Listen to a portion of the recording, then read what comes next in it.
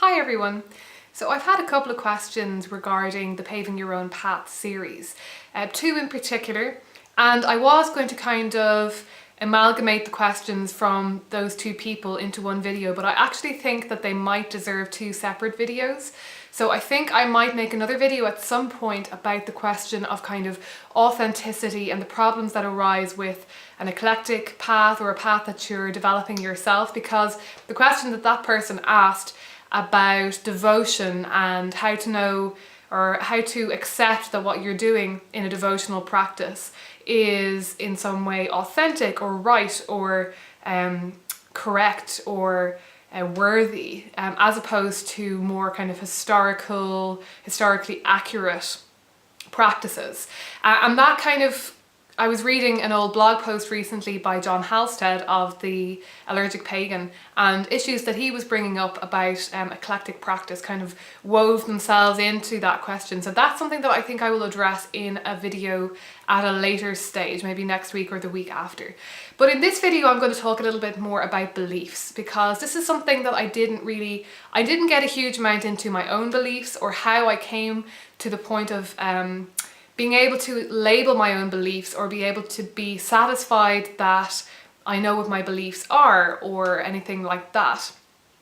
I did talk a bit in the very first video in the series about developing your ideas about the divine and things like that. But basically this one woman in particular had quite a few questions about beliefs and potential kind of difficulties, potential conflict, inner conflict and things like that. So I kind of picked out a couple of the main questions that she posed, and at the end then her main question at the end was really just what ultimately confirmed my pantheism. So I'm going to talk about that after I've addressed the first couple of questions, because that is something that I think I have touched on here and there on the channel and in the blog. I've definitely written about it more in the blog, and I will link relevant posts below if I remember to. But that's something that I probably haven't actually explicitly gotten into a huge amount, or I certainly haven't made one video. So that's something I'm going to talk about after I've addressed the first couple of issues about, conflicts of belief and stuff like that. So her first question was basically that if you've come from another belief system, how do you integrate or move past those ideas? And then she kind of asks how you might address potentially difficult and complex feelings that arise out of beginning afresh, beginning anew with a new spiritual path. So essentially what I'm seeing here is that, well, there are a lot of different reasons or ways in which old belief systems or an old religious practice might feel like it's in some way encumbering you moving forward. And there are just so many different ways that this can actually manifest itself. I would say that for me, my greatest difficulty was not in moving from Catholicism to paganism or pantheism, but in moving from atheism to pantheism. And I think that at the core of these issues, when it comes to conflicts about belief, is that you really just have to get very honest and open with yourself about what you really do believe. And sometimes your beliefs are not going to be convenient or what you would like to believe, and they're not going to fit in with what you think you're trying to do with your spiritual practice or your spiritual beliefs. And I think a lot of the conflict that arises in people when they are moving from one spiritual practice or one religion to another is that they're actually not taking into account that they may have beliefs that they think they've shed but they haven't, that they may not actually hold the beliefs that sound so shiny and new that they want to kind of grasp onto. And something that she does actually mention as well is about conflicts of belief within yourself. And I think that is actually generally what's going on, is that there is a conflict of belief. Sometimes you can hold two beliefs at once that are contradictory. And you kind of might feel like, oh well, that's my old belief and it's just hindering me, or it's in some way getting in the way and I don't know how to move on from that. But I think it might be worth asking yourself how you might actually get comfortable with the fact that you are holding these two conflicting beliefs at once or in different ways, and allowing that to become part of your practice rather than trying to kind of shy away from it or just focus on one or ignore any part of your belief system or your psyche, that just generally just doesn't work. You will find that it just comes back to haunt you. So I think when it comes to basically all of these questions, these first couple of questions that she posed, is just that if you're feeling a lot of conflict, if you're feeling like there are kind of difficult, complex feelings left over from a past belief system, consider that maybe you need to integrate those beliefs into your current practice. Maybe you need to integrate past practices into your current practice, rather than feeling like you have to just completely throw the baby out with the bathwater. I think one way of doing this might be to just literally include maybe an old prayer that you used to say, or devotions to a deity, or something that you used to believe in, into your new practice, and not worry about any like seemingly ridiculous conflict or contradiction in doing that. I think the most important thing when you're developing your own spiritual path is not that you sort of try to make it all coherent and kind of move from A to B and make perfect sense and just be very fitting nicely within a certain type of theism or a certain belief system or something. I don't think that's really what is important. You don't want to be trying to smash yourself as a square peg into a round hole. If you think that certain beliefs that you hold are more nurturing to you and are something that you want to move towards, and you do want to move away from your old belief system, that's absolutely fine. And if that is true, you will probably find yourself organically kind of moving towards that in the future. But I think it's important to note that the old beliefs are not necessarily just going to kind of disappear. A lot of that is going to be kind of hanging on. And maybe the best way to sort out in your own head why there is kind of debris left from that old religion or that old practice or those old beliefs might be to actually just continue to practice in some way, or to continue to acknowledge that, along with all of the new kind of things that you're bringing in, and just see how that feels. And you might kind of start to figure out gradually that maybe it's because there's, say for example, you used to be Catholic and you were very connected to the Virgin Mary, but now you want to be pagan and you don't really feel like you can revere the Virgin Mary while, you know, casting a circle and calling the quarters or what have you. I would say, why not?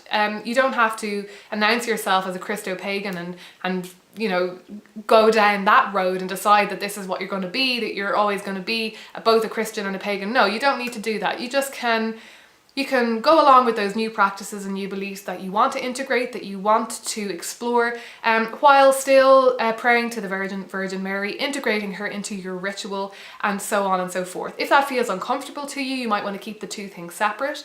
But if you can at all, I would say actually to try and bring them all in together. I mean, if you want to follow the wheel of the year and you want to have a connection with the Virgin Mary, well, why not?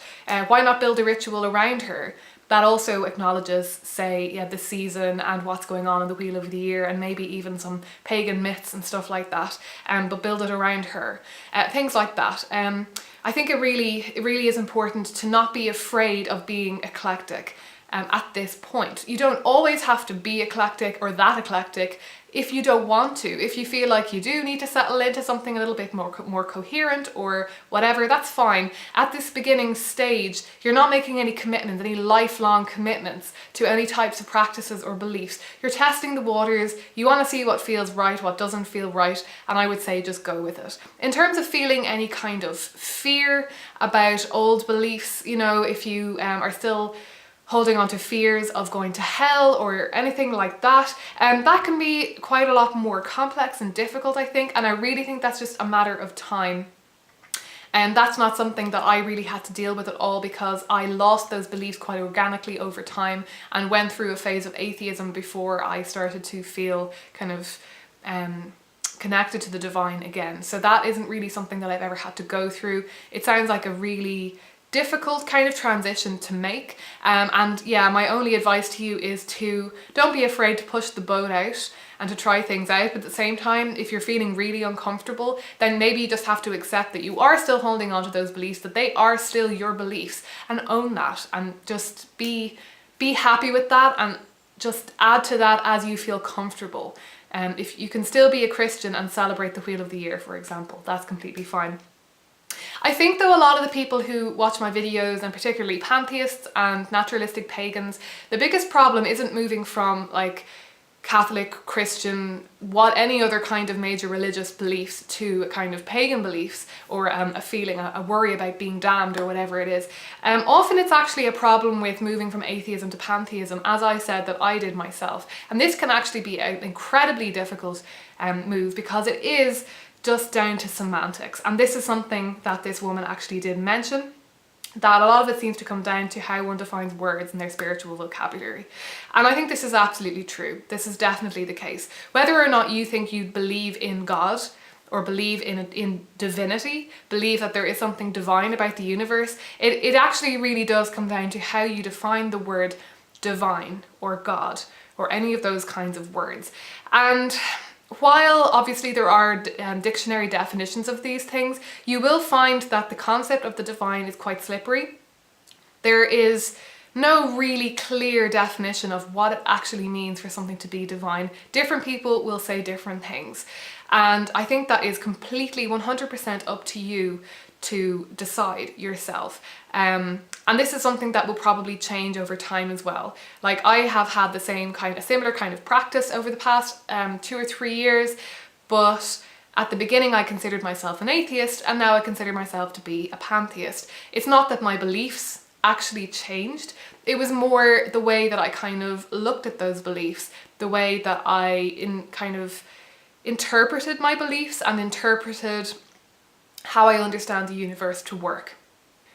It all comes down, again though, to being honest with yourself, really honest with yourself about what you actually believe. I had to go through a period of atheism because I had to initially acknowledge to myself that I didn't believe in the kinds of gods, in the god and goddess of Wicca, in the way that most pagans do, and in the way that most people in many religions do. I had to basically acknowledge to myself that I didn't believe in a personal God, and that the definition of God that loads of people seem to follow was not something that I believed in. And it took me a while to really acknowledge that, because I felt that that meant I couldn't be spiritual, I couldn't be religious, because what would be the point?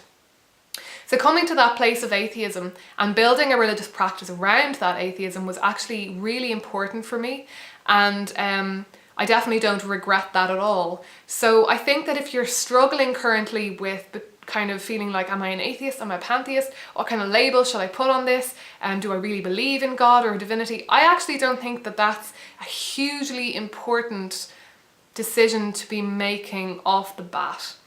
I think it's more important to be worrying about practice and how you feel and how you understand the world to work. But the more that you kind of express your feelings about the world, the more you express your feelings of devotion and your beliefs about the universe, the more fluent you become in that language of the psyche. You kind of start to get a better grasp gradually as you go along, as you stumble along, on what those beliefs really do look like and what the best way to describe those beliefs might actually be. It is all semantics, and you could describe my beliefs in many different ways. You could describe it as polytheism, pantheism, atheism, what have you, even monotheism. At the end of the day, these are just labels, and they are just a way for people to discuss their experiences and their beliefs and their practices with each other, to kind of get a grasp on what other people think and stuff like that. And I think the most important thing is just to be honest with yourself about what you think is really going on. Again, beliefs about how the universe works and stuff will often be quite fluid, because even astrophysicists don't necessarily understand how the universe works, right? You know, nobody understands everything about the universe. Some people understand more than others, certainly, and for people who aren't scientists, or even for people who aren't philosophers, our ideas about how the cosmos works might be a little bit kind of tenuous and difficult to get a grasp on, and we mightn't have a very clear idea, and I think that's okay. I think as long as you are pinpointing the most important things that you believe in, that you live by, that you hold to be true, as long as you're acknowledging them and building your practice around them, then you can't really go very wrong. The main blog post that I think is going to be really helpful for people who have this issue is one called Emotional Pantheism, I think it was called, and I'll link it below. It basically talks about how I used to consider myself anyway to be a logical atheist and an emotional pantheist, and I basically came to the point of feeling like that was okay and I could hold those two beliefs at the same time. And that, you know, when it came to kind of talking in a scientific way, talking to scientists, kind of thinking about that kind of realm of things, I considered myself to be an atheist. But then when I talked kind of artistically or emotionally, when I thought about how I felt about nature, when I thought about how I felt when I looked up at the night sky, and how I felt when I learned new things about science and how about cosmos and about how it all works, that felt to me like pantheism. I suppose we're talking about the heart story and kind of the inner self. When it came to that part of myself, kind of right brain kind of stuff, I felt like I was more akin to just spiritual people in general, and just any kind of theists in general, people who experience reverence. And I don't think you really need to overthink that too much, and I think it's perfectly okay to hold those two different beliefs at once, as long as you're not trying to deny either of them. I think that's the important thing. So finally, I'm going to talk a little bit about what confirmed my pantheism. Basically, this woman asked, how did you know that what you felt was God and not a general oneness?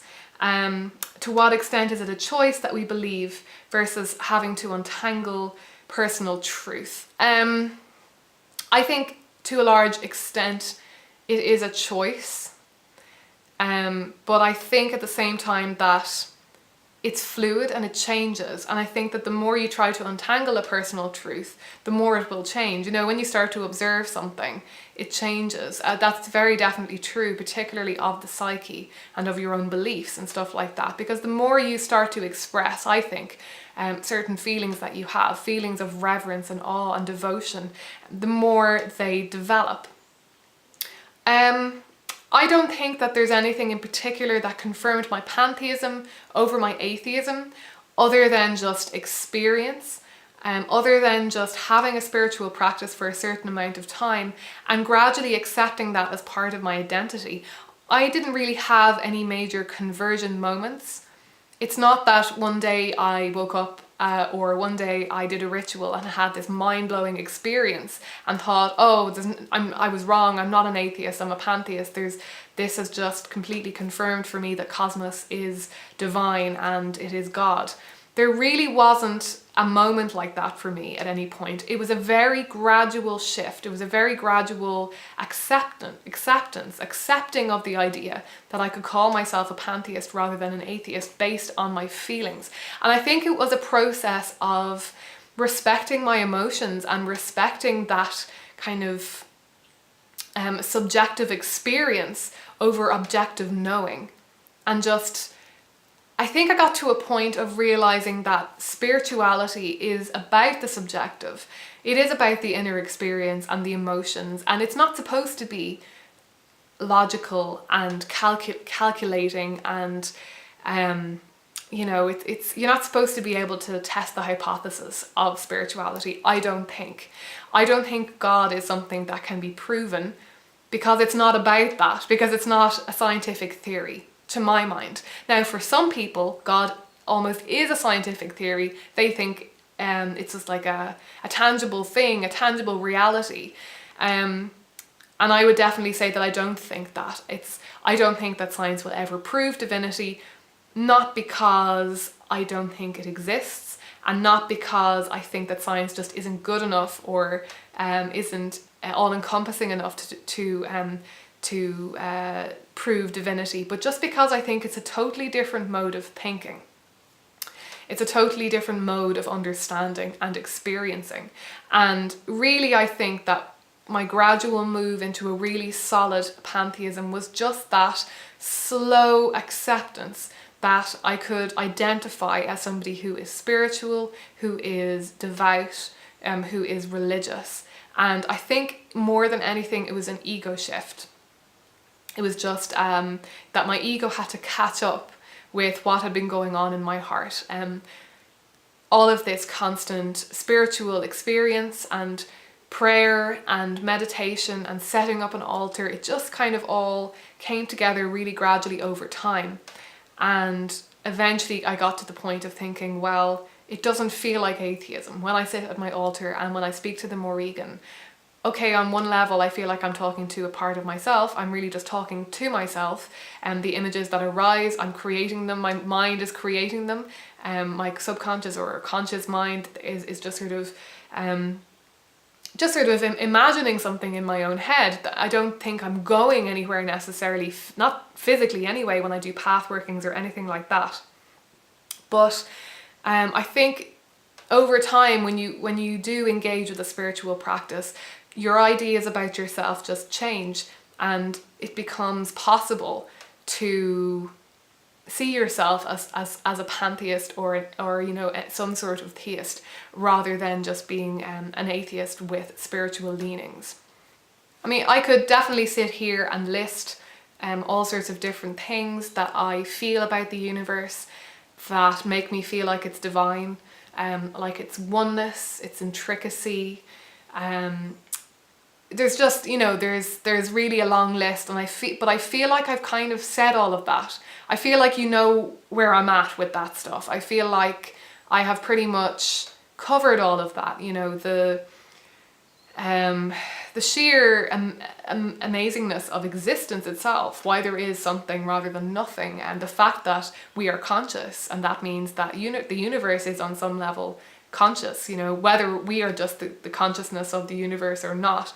The sheer creativity and novelty of the universe, and just the way that it inspires awe. But I think, and this is what I'm trying to say, is that it's not so much just because of what I know about the universe. I mean, all of these things that I know about how cosmos works, they're things that most people know. There's nothing new in it. It's not like I learned something about how things work and thought, oh, okay, therefore it must all be God, not just matter, or not just a random mechanistic process. It really is all just down to how you look at things and the language you use. And I realised that I could look at things that I had understood scientifically, and when I attached a more kind of spiritual, artistic, creative kind of mindset to it, it felt more exciting. It felt more expansive. It just opened me up and made me feel alive. And I think that is really what it's all about. It's not really about any sort of logical enlightenment or anything. It is all about the feeling. So ultimately, when you ask, how did you know that what you felt was God and not just the general oneness?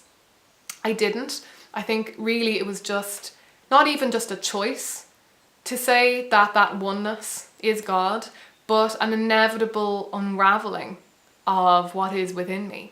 And I think that might or might not come about for various people. Some people have a naturalistic spiritual practice for years, and that it stays there for them, and they don't get to the point of calling themselves a pantheist. And I don't necessarily think that their beliefs or experiences differ from mine. It's all just to do with your own lens through which you're seeing everything, and I think that's completely fine. I wouldn't suggest that you struggle to push yourself into theism, or to just get totally on board with that like subjective, dreamy, spiritual side of yourself and push away all the logic. It's just part of the journey, and I really think the most important thing is just getting onto the train and leaving the platform and just seeing where it takes you.